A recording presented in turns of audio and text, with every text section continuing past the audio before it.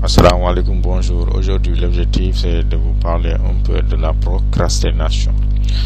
La procrastination est le fait de remettre à demain ce qu'on doit faire aujourd'hui.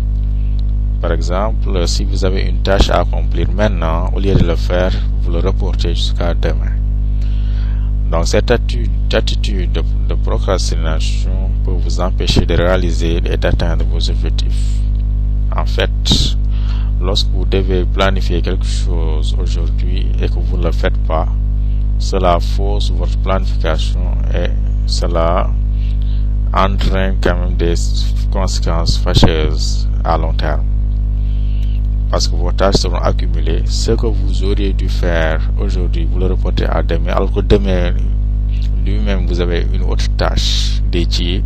Vous risquez d'accumuler le travail d'hier et d'aujourd'hui.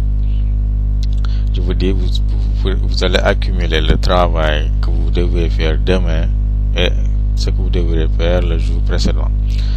Donc, c'est une perte de temps et ce n'est pas efficace pour atteindre vos objectifs.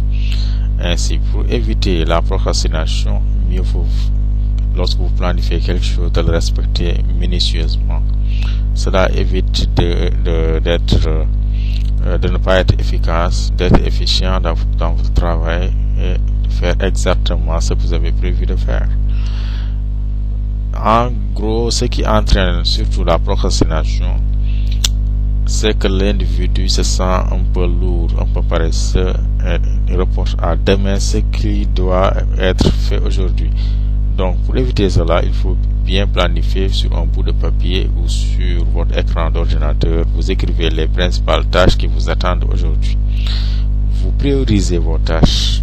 Vous mettez vos tâches les plus importantes au-dessus de la liste et les moins importantes en dessous de la liste.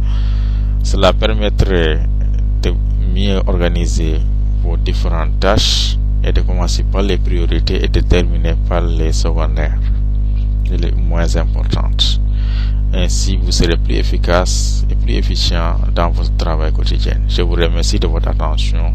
À la prochaine fois. Assalamu alaikum.